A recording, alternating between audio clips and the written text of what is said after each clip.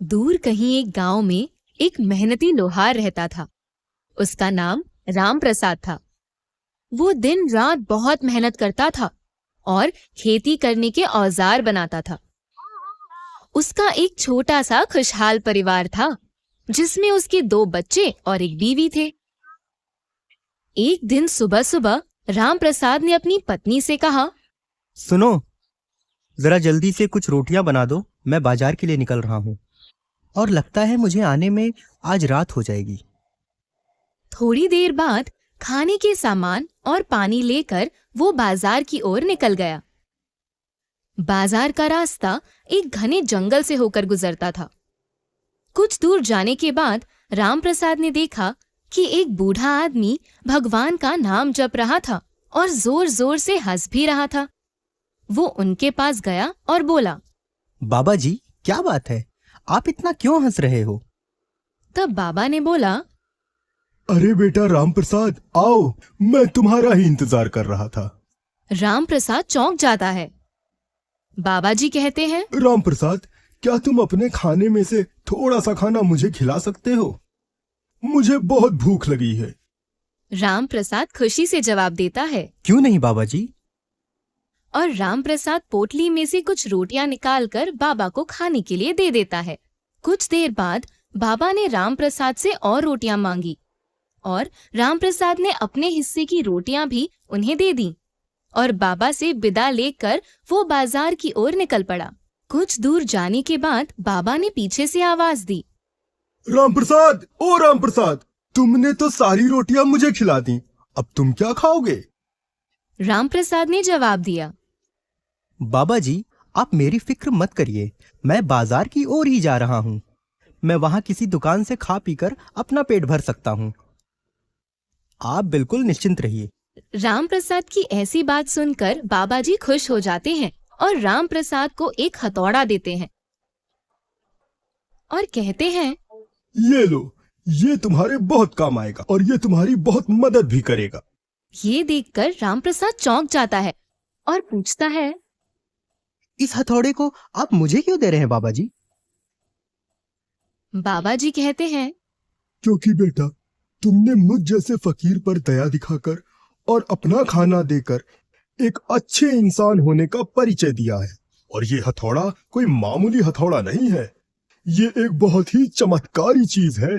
इसे मुझे मेरे गुरुजी ने दिया था और अब ये मैं तुम्हें दे रहा हूँ। कभी भी इसका गलत इस्तेमाल मत करना और इसे कभी किसी गलत हाथों में मत पड़ने देना। ये कहकर बाबा जी अचानक गायब हो जाते हैं। ये सब देखकर राम प्रसाद वो हथौड़ा लेकर बाजार की ओर निकल पड़ता है। दूसरे दिन से राम प्रसाद हथौड़ा लेकर अपनी दुकान में काम करने लगा। जब वो हथौड़ा किसी लोहे पर पड़ता तो अपने आप बर्तन में बदल जाता। कभी खेती के औजार अपने आप तैयार हो जाते। ये देखकर गांव वाले आश्चर्यचकित हो गए। जिस ग्राहक को जैसा औजार चाहिए वैसा काम वो हथौड़ा कर देता था।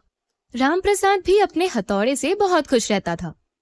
एक दिन गांव के मुखिया ने राम प्रसाद को घर पर बुलाया और कहा, राम प्रसाद, तुम जानते हो गांव वालों को शहर जाने में कितनी परेशानी होती है। 2 दिन लग जाते हैं। तुम्हारे पास जो जादुई हथौड़ा है, क्या तुम उससे उस पहाड़ को तोड़ने में हमारी मदद कर सकते हो और गांव की खुशहाली क्या ला सकते हो? राम प्रसाद कहता है, क्यों नहीं मुखिया जी, मैं तो गांव के लिए कुछ भी कर सकता हूँ। मुखिया जी उसे उस पर्वत के पास ले गए। राम प्रसाद ने अपने जादुई हथौड़े को आदेश दिया, हे जादुई हथौड़े, जाओ और उस पर्वत के छोटे छोटे टुकड़े कर दो। हथौड़ा वहां से उड़ता है और देखते ही देखते पहाड़ को कुरेद डालता है। जल्दी ही गांव के लोगों ने उस जगह पर पानी और मिट्टी डालकर एक सुंदर रास्ता तैयार कर दिया। मुखिया जी ने राम प्रसाद को शाबाशी देते हुए कहा, आज तुम्हारी वजह से यह मुश्किल काम सफल हो गया। पूरे गांव को तुम पर नाज है। घर आकर राम प्रसाद के मन में एक बात आती है। वो सोचता है, पहली बात तो ये है कि मेहनत का काम तो हथौड़े ने किया, और दूसरी बात ये है कि नई सड़क का जो लाभ होगा वो पूरे गांव वालों को मिलेगा, तो फिर इसमें मेरा क्या फायदा है? हताश होके वो दोबारा जंगल की ओर प्रस्थान करता है। थोड़ी दूर चलने के बाद राम प्रसाद को फिर से वो बूढ़ा आदमी वहीं मिलता है। राम प्रसाद उस बूढ़े आदमी को अपनी पूरी कहानी बताता है।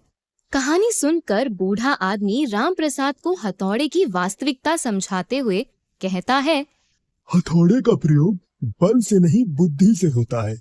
वो राम प्रसाद को समझाता है कि हथौड़े की एक नहीं अनेक काम और फायदे हैं। इसके बाद से राम प्रसाद समझता है कि उसका उपयोग कैसे करना है।